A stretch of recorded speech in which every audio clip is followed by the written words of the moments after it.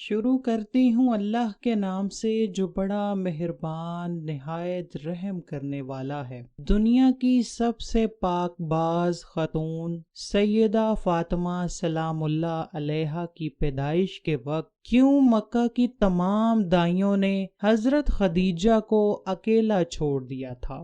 درد ذہ کے دوران کیوں حضرت خدیجہ کو اکیلا چھوڑ دیا گیا؟ سیدہ نساء العالمین حضرت فاطمہ کی پیدائش کے وقت کیوں مکہ کے سرداروں نے حضور اکرم صلی اللہ علیہ وآلہ وسلم کے گھر کا گھیراؤ کیا؟ سیرت حلبیہ میں روایت ہے کہ جب کامیاب تجارتی سفر کر کے رسول اللہ مکہ واپس لوٹے تو حضرت سیدہ خدیجہ نے آپ صلی اللہ علیہ وآلہ وسلم کو نکاح کا پیغام بھجوا دیا، تو رسول اللہ نے سب سے پہلے اس پیغام کا ذکر اپنے محبوب چچا حضرت ابو طالب سے کیا اور اس کے بعد باقی چچاؤں کو بتایا۔ سب نے اسی بات پر اتفاق کیا کہ اس شادی کے پیغام کو قبول کر لینا چاہیے۔ پیارے دوستو، پھر وہ مبارک دن بھی آ گیا کہ جب اللہ کے پیارے رسول کی شادی کی تقریب حضرت خدیجہ کے گھر ہوئی۔ وہاں حضرت خدیجہ کے رشتہ دار عمرو بن اسد اور ورقہ بن نوفل وغیرہ موجود تھے۔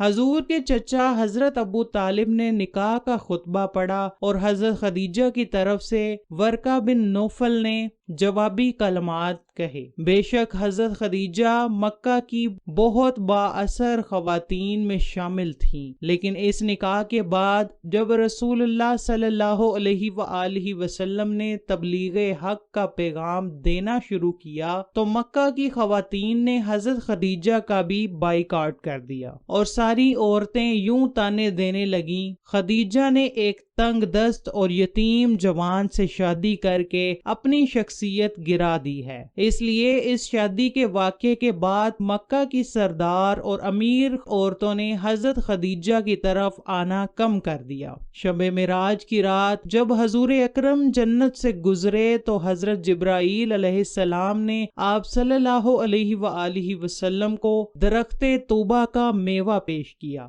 جب پیغمبر زمین پر واپس آئے تو اسی میوے سے حضرت فاطمہ کی ولادت کا عمل شروع ہوا۔ اگرچہ معراج مکہ کے آخری ایام میں ہوئی، لیکن مفسرین نے لکھا ہے کہ معراج بھی نبی مکرم کو کئی دفعہ ہوئی، جیسا کہ بہت سی احادیث میں ہمیں یہ ملتا ہے کہ نبی کریم اپنی لاڈلی حضرت فاطمہ کو بہت بوسے دیا کرتے تھے۔ ایک دن آپ کی زوجہ نے سوال کیا کہ آپ فاطمہ کو اتنا چومتے کیوں ہیں؟ تو نبی مکرم صلی اللہ علیہ وآلہ وسلم نے فرمایا، میں جب بھی فاطمہ کو بوسہ دیتا ہوں تو مجھے اس میں سے جنت کی خوشبو محسوس ہوتی ہے۔ اس حدیث کو امام بخاری، امام سیوطی، امام طبری کے ساتھ ساتھ تقریباً تمام حدیث کتب میں بیان کیا گیا ہے۔ عظیم مولود نے پاک بہشتی میووں پر مشتمل غذا کے زیر اثر نبی آخر الزماں جیسے والد اور حضرت خدیجہ جیسی پرہیزگار والدہ سے 20 جمادی الثانی کو دنیا میں قدم رکھا۔ آپ سورہ کوثر کی تفسیر بن کر آئیں کہ جس سے مخالفین کے تانے اور مذمتیں ناکام ہو گئے۔ چنانچہ پیدائش کا واقعہ امام طبری نے ذخائر العقبہ میں کچھ اس طرح نقل کیا ہے کہ جب سے نبی مکرم سے حضرت خدیجہ نے نکاح فرمایا تو مکہ کی تمام عورتیں آپ کے خلاف ہو گئیں اور کسی بھی موقع پر آپ کا ساتھ نہ دیتی تھیں۔ جب حضرت فاطمہ کی پیدائش کا وقت شروع ہوا اور وضع حمل کا وقت قریب آیا تو قریش کی خواتین کو پیغام بھیجا گیا کہ وہ اس تکلیف دہ عمل میں مدد کے لیے حضرت خدیجہ کے پاس تشریف لائیں۔ اب یہی وہ موقع تھا کہ مکہ کی عورتیں کہنے لگیں کہ تم نے ہماری بات نہیں مانی اور ایک غریب یتیم سے عقد کیا، اب اسی سے کہو کہ تمہارے لیے دائی کا بندوبست کرے، ہم تو ہرگز مدد کو نہ آئیں گی۔ حضرت خدیجہ نے جب یہ سنا تو بہت غمگین ہوئیں۔ مکہ میں فوراً خبر پھیل گئی تو مکہ کے مشرکوں نے حضور اکرم صلی اللہ علیہ وآلہ وسلم کے گھر کا گھیراؤ کر لیا کہ آج کسی کسی کو بھی حضرت خدیجہ کے پاس اندر نہیں جانے دیا جائے گا۔ خیر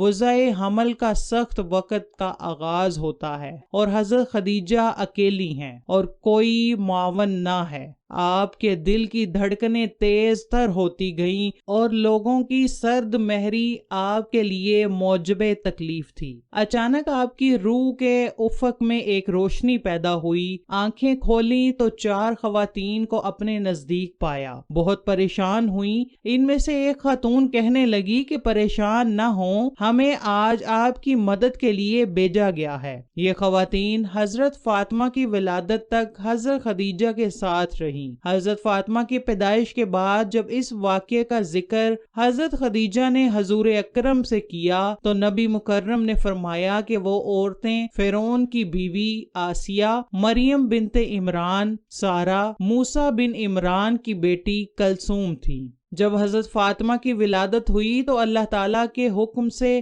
10 جنتی حوریں بی بی فاطمہ کے پاس آب کوثر کا پانی اور جنت سے عمدہ لباس لے کر حاضر ہوئیں۔ ان حوروں نے بی بی فاطمہ کو آب کوثر کے پانی سے غسل دے کر جنت کے لباس میں لپیٹ دیا تھا۔ اس وقت اچانک آسمان پر ایسا نور روشن ہوا کہ ایسا نور فرشتوں نے بھی کبھی نہیں دیکھا تھا۔ ان 4 عورتوں نے حضرت بی بی فاطمہ کو حضرت خدیجہ رضی اللہ تعالی عنہا کی گود میں دیتے ہوئے یہ الفاظ بولے کہ یہ تمہاری بیٹی طاہرہ ہے، خدا ان کی نسل سے حضور اکرم کی نسل بڑھائے گا۔ روایت میں آتا ہے کہ ام ایمن حضور اکرم صلی اللہ علیہ وآلہ وسلم کے گھر پر آپ کو مبارکباد کہنے کے لیے آ رہی تھی کہ راستے میں ان کو سلیمہ نامی ایک عورت ملی۔ اس نے پوچھا کہ ام ایمن تم جلدی جلدی میں کہاں جا رہی ہو؟ ام ایمن نے کہا کہ حضور اکرم کو اللہ تعالیٰ نے بیٹی سے نوازا ہے، میں ان کو مبارکباد دینے جا رہی ہوں۔ سلیمہ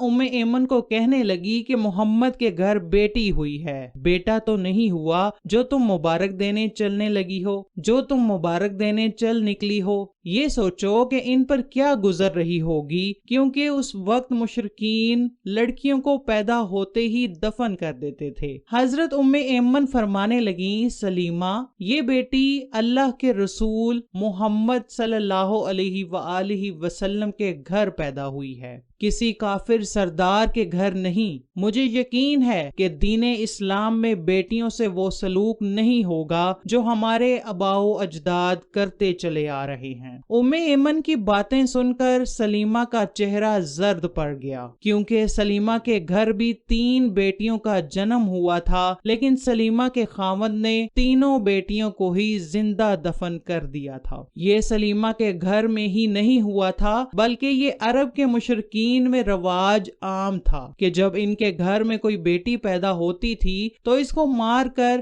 یا پھر زندہ زمین میں گاڑ دیا جاتا تھا۔ عرب کے چند قبیلے ایسے تھے جو اپنی بیٹیوں کو پیدا ہوتے ہی دفن نہیں کیا کرتے تھے، بلکہ ان کی پرورش لڑکوں کی طرح ہی کرتے تھے، لیکن زیادہ تر قبائل لڑکی کو پیدا ہوتے ہی دفن کر دیتے تھے۔ سلیمہ بھی ام ایمن سے باتیں کرتے ہوئے ان کے ساتھ ہی حضور اکرم کے گھر چلی گئی۔ سلیمہ نے سوچا کہ میں بھی دیکھتی ہوں کہ حضور اکرم کا بیٹی کی ولادت پر رد عمل کیا ہے۔ جب یہ دونوں خواتین حضور اکرم کے گھر پہنچیں تو کیا دیکھا کہ حضور صلی اللہ علیہ وآلہ وسلم اپنی بیٹی کو گود میں اٹھائے پیار کر رہے ہیں، اس کے چہرے مبارک سے بوسے لے رہے ہیں۔ جو بھی بیٹی کی مبارکباد دینے کے لیے آتا ہے ان کو خوشی خوشی خیر مبارک کہہ کر روانہ کر رہے ہیں۔ سلیمہ حضور صلی اللہ علیہ وآلہ وسلم کے قدموں میں بیٹھ کر رونے لگی، یا رسول اللہ آپ کا دین سچا ہے، آپ سچے ہیں، آپ کا خدا سچا ہے، آپ کا گھرانہ سچا ہے۔